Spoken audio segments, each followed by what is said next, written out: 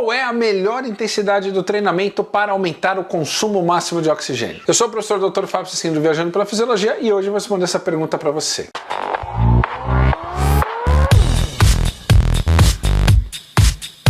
Fala galera, beleza? Como todos vocês sabem, eu recebo muitas perguntas todos os dias e eu transformo essas perguntas em pequenos vídeos aqui para vocês para ajudar a responder, esclarecer, melhorar aí a visão, o conhecimento sobre os mistérios da fisiologia do exercício. Eu achei essa pergunta realmente muito bacana e a pergunta foi: professor, qual que é a melhor intensidade do treino para eu aumentar o consumo máximo de oxigênio dos meus alunos? Bom, quando a gente fala em intensidade do treinamento, a primeira coisa que a gente precisa entender é que existem domínios de intensidade. O que são domínios de intensidade? São faixas de intensidade que a gente dá nome para elas. Então tem intensidade leve, tem intensidade moderada, tem intensidade vigorosa, tem a intensidade próxima da máxima e tem a intensidade máxima. E aí sempre lembrando, quanto mais intenso é o treino, menor é o volume total da sessão que eu consigo fazer, porque quanto mais intenso é o treino, menos sustentável é para a pessoa que está treinando manter aquele determinado movimento que está sendo realizado no treino. Quanto menos intenso for esse treino, durante mais tempo eu consigo executar um determinado tipo de movimento na sessão do treinamento. Bom, pensando em consumo máximo de oxigênio, sempre o consumo máximo de oxigênio ele vai estar ligado a dois fatores. Um é a intensidade e o outro é o volume. Sempre lembrando, quanto maior a intensidade, menor tempo eu vou sustentar isso. Quanto menor a intensidade, mais tempo eu vou sustentar isso daqui.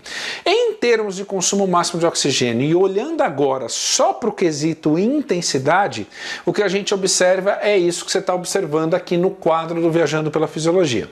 Então eu preparei aqui um gráfico onde você tem aqui aumento percentual do consumo máximo de oxigênio e o que é esperado para basicamente 4 tipos de intensidades completamente diferentes, imaginando aí o espaço de 3 meses. Então imagina que você tem um indivíduo mais iniciante, certo? Ele é iniciante, vai começar um treinamento cardiorrespiratório agora com você e no espaço de 3 meses eu quero ter uma noção de quantos % esse consumo máximo de oxigênio pode aumentar em função da intensidade de treinamento. Então olha que interessante. Quando a gente fala em treino leve, geralmente o treino leve ele vem acompanhado, geralmente o treino leve, o treino moderado, ele vem acompanhado de um maior volume de treinamento, ou seja, quando a intensidade é leve, eu vou fazer essa intensidade leve mais minutos. Quando a intensidade é moderada, eu não vou fazer 10 minutos, mas eu vou fazer meia hora, 40, 50 minutos. Então, quando o treino é leve, embora ele tenha um volume maior,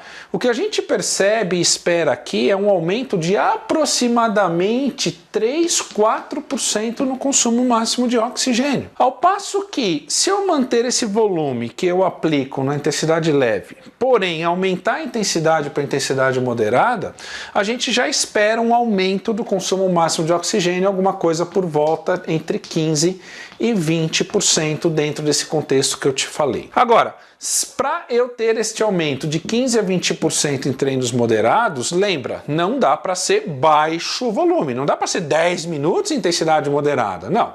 Vai ter que ser 40, 50, às vezes 1 hora de treinamento em intensidade moderada para que eu consiga desencadear os efeitos fisiológicos que vão resultar no aumento do consumo máximo de oxigênio.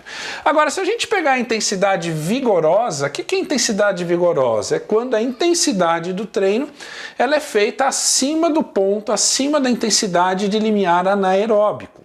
Então, quando você fala em treino vigoroso, em geral, o treino vigoroso, por ser acima da intensidade do limiar anaeróbico, a gente não consegue manter um alto volume. Não dá para você fazer vigoroso mantendo um volume de 60 minutos. Isso é coisa para atleta de altíssimo rendimento, certo? Então, em geral, quando a gente faz na intensidade vigoroso ou próximo do máximo, o volume de treinamento ou a quantidade de minutos que eu vou sustentar esse treino na sessão tende a ser mais baixo. Mas olha que interessante. Por exemplo, talvez eu hoje não consiga correr 50 minutos na minha intensidade moderada.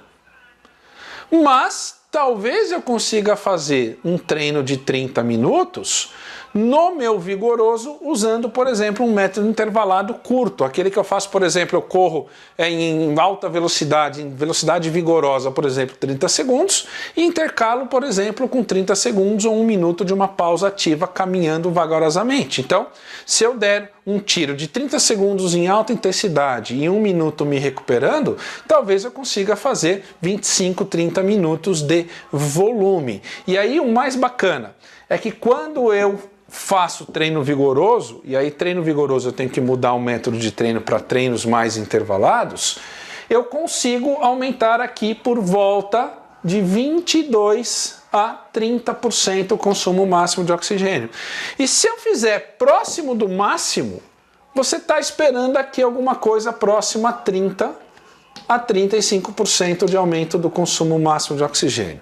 E aí a pergunta é, por que quanto maior for a intensidade, mesmo com um volume de treino menor, aumenta mais o consumo máximo de oxigênio?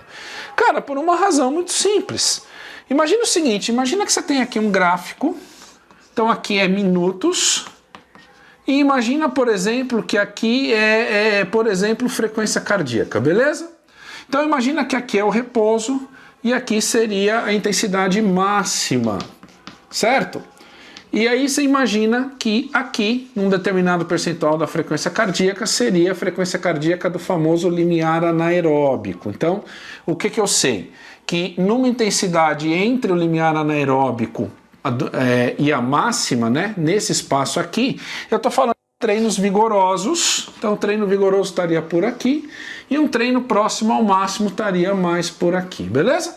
Então, por que esses treinos mais intensos aumentam mais o consumo máximo de oxigênio? Porque se você monitorar, por exemplo, a frequência cardíaca, que é uma variável fisiológica, durante esses treinos intervalados, a frequência cardíaca ela vai subir nos primeiros tiros, e como o treino ele é curto, por exemplo, você faz 30 por 30, você faz 15 por 15, você faz 40 por 40, a frequência cardíaca ela sobe e ela vai ficar alta aqui, ó, num valor muito próximo ao máximo. Enquanto que um treino moderado, a frequência cardíaca vai subir, só que ela vai ficar aqui, ó.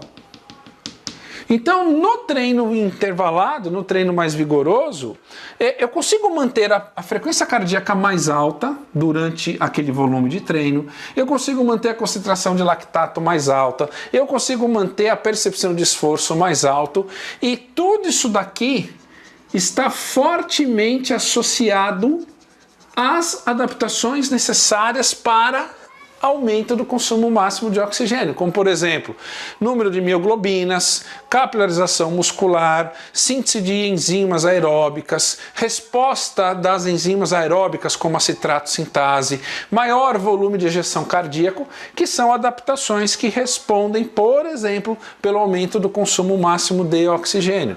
Então, por exemplo, num treino moderado com volume maior, eu não conseguiria ficar com a minha frequência cardíaca aqui durante meia hora. Por quê? Porque se eu fizer contínuo aqui, cara, depois de 2, 3 minutos eu entro em acidose metabólica e não consigo sustentar o movimento. Então o que a gente faz? A gente intervala o treino para permitir a frequência cardíaca, lactato, percepção subjetiva de esforço, CO2 ficar num valor muito alto, mesmo incorporando período de tempo de estímulo mais intenso com período de tempo de recuperação. Então magia não é magia, isso é fisiologia, beleza? Gostou desse vídeo? Deixe o seu like, deixe o seu comentário, deixe sugestões para novos vídeos. E se você não se inscreveu no canal do Viajando pela Fisiologia aqui no YouTube, faça a sua inscrição, é 100% gratuito. Todas as terças e quintas tem um novo vídeo aqui para você. E é o seguinte, estou deixando aqui na descrição desse vídeo um link de um curso chamado Masterclass Fisiologia do Exercício. É um curso online onde eu te mostro como usar a fisiologia do exercício no dia a dia de treinamento, né, do profissional de educação física. Então, clica lá, tem vários bônus para você e tem uma condição especial só para você que é do YouTube, beleza? Beijo no coração, tamo junto e até o próximo vídeo. Tchau!